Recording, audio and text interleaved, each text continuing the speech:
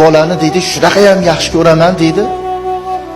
Xudodan deydi, yig'lab yurib Xudodan so'radim. Xudo qiz berdi. Necha nogironli qiz berdi deydi. O'smaydigan.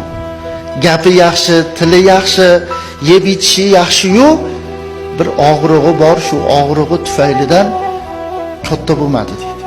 3 yasharligidan tili chiqishni boshladi.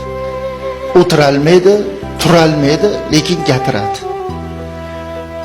Shu darajadaki mehrini men shunday qiz bolani mehrini dedi domla, shu narsada bildimki dedi, tishi chiqib qichish yasa, akasi qo'lini nima qilsa tishlaydi, ayasi qo'lini nima qilsa tishlaydi.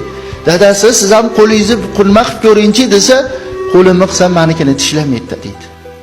Keyin e'tibor qilibman dedi, yig'lab turgan bo'lsa ham men kirib borsam yig'idan to'xtaydi dedi. Tili chiqqanda bildimki, ayasiga aytar ekan, aya dadamga aytib qo'ymayna, meni kasalimman derki. Kasalligimni dadam bilmasin-a derki. Nimaga desa, o'ksinib qoladilar, xafa bo'lib qoladilar. Nima deb xafa bo'ladilar desa, meni qizim kasal ekan deb xafa bo'lib qoladilar-da. Hali tuzalaman, aya. Hali tuzalaman, aya. Ro'molchalarini yuvib beraman, paypoqlarini yuvib beraman.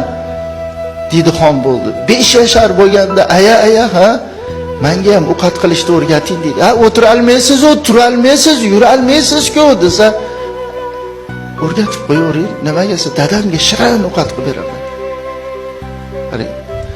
Og'riq dodolodod qilib turgan bo'lsa ham, ayasiga injiqlik qilayotgan bo'lsa ham, og'riqni qattig'idan chidolmay turgan bo'lsa ham, shunday kirsam o'zini soqqa savoladi deydi.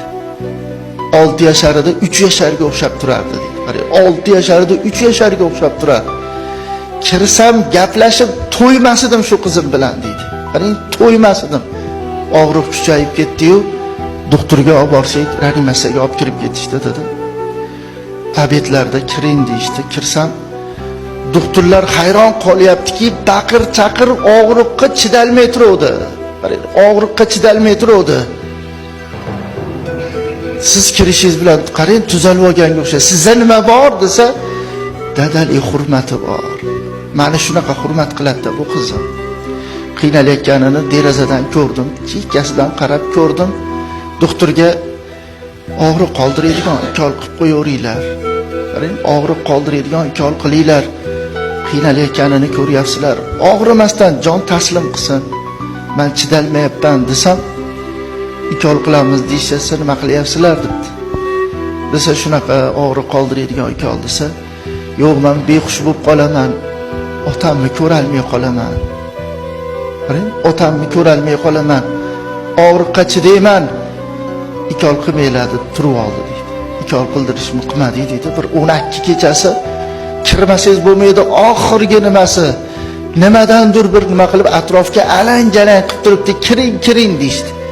Kirsam yana o'zini tetikka soldi. Qizim bo'ldi, kasalligingizni bildim. Endi nima qilib o'zingizni qiynamang desam deydi, ko'zidan shuna yosh oqyapti-da. Dada, menga sarflagan pulingizga, olib bergan ko'ylagingizga, qurchaq o'yinchag'ingizga rozi bo'ling. Men qiz bo'lib bir ro'molchangizni yoki bir paypog'ingizni yuvib bera olmadim. Hech bo'lmasa bitta qiz bo'lib, bitta shirin ovqat qilib bera olmadim. Mendan rozi bo'ling-a? Dedi, ha, men roziman qizim deb ko'zimni oqayotgan yoshni deydi, berkitib sekin teskari qarashimni bilaman. Puf degan ovoz chiqdi. O'ligini ham ko'rsatmadi domla deyapti. Qarang, o'lishini ham ko'rsatmadi qizim deydi. Ana qiz bolani mehri. Nimaga desa, otam o'ksib qolmasin.